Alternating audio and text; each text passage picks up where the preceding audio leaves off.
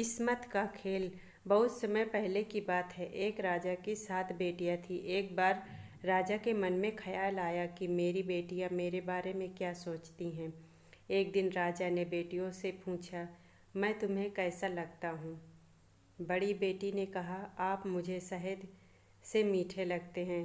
दूसरी से पूछा, उसने कहा, आप मुझे गुड़ जैसे मीठे लगते हैं। फिर तीसरी, चौथी, पांचवी और छठी ने कुछ इसी तरह की बात दोहराई। अब राजा ने अपनी सबसे छोटी और सबसे प्यारी बेटी से पूछा। उसने कहा, महाराज, आप मुझे नमक के समान लगते हो। यह सुनकर राजा को गुस्सा आ गया। उसने राजकुमारी से पूछा, तुमने मुझे नमक के समान क्यों कहा?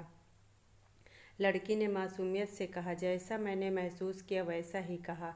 यह सुनकर राजा का गुस्सा आसमान पर चढ़ गया। उसने लड़की से कहा, नालायक, मैं तुझे इसकी सज़ा दूंगा।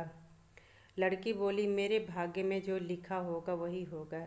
राज ज्योतिषी ने मेरे भाग्य में रानी बनने की बात कही है। राजा ने सिपाहियों को आदेश दिया कि किसी भी कोढ़ी भिखारी को उठा लाओ, इस लड़की की शादी उसी से करा दो। राजा की बात सुनकर सभी दरबार के लोग चिंतित हो गए। सभी ने राजा को बहुत समझाया। रानी ने राजा के हाथ पैर जोड़े, लेकिन राजा ने किसी की एक न सुनी। सिपाही एक बूढ़े और कोढ़ी भिखारी को उठाकर दरबार में ले आए। राजा ने उसी से छोटी बेटी का विवाह कर दिया। राजकुमारी ने जरा भी उदासी प्रकट नहीं होने दी। राजकुमारी अपने पति को लेकर राजमहल से निकल गई। उसने अपनी अंगूठी बेचकर एक ठेला खरीद लिया और उसी में अपने पति को बिठाकर भीख मांगने लगी। एक दिन वह पति को एक तालाब के पास पेड़ की छांव में बिठाकर बाजार से खाना लेने गई। ठेले में बैठे कोढ़ी ने देखा कि कुछ कौवे उस तालाब में डुबकी लगा रहे हैं और वे जब बाहर निकलते हैं तो हंस बनकर निकलते हैं।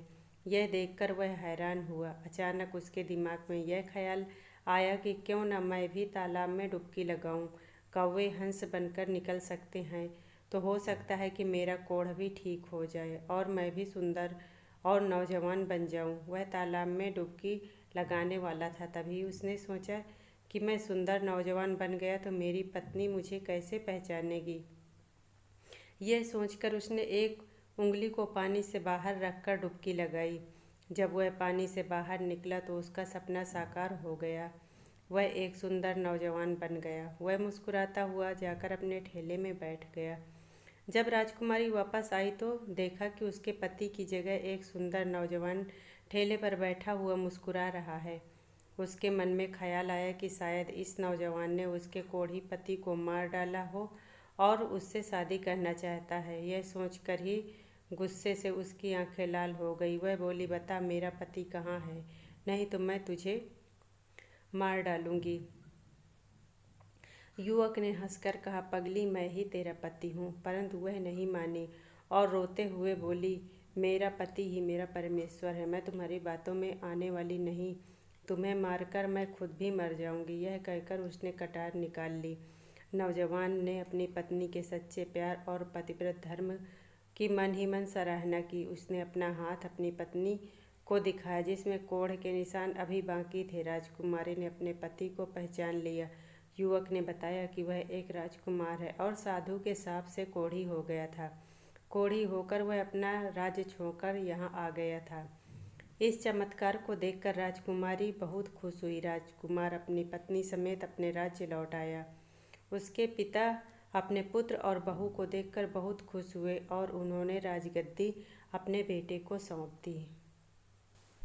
फ्रेंड्स, अगर कहानी पसंद आई हो तो इसे लाइक कर देना और चैनल को सब्सक्राइब जरूर कर लेना।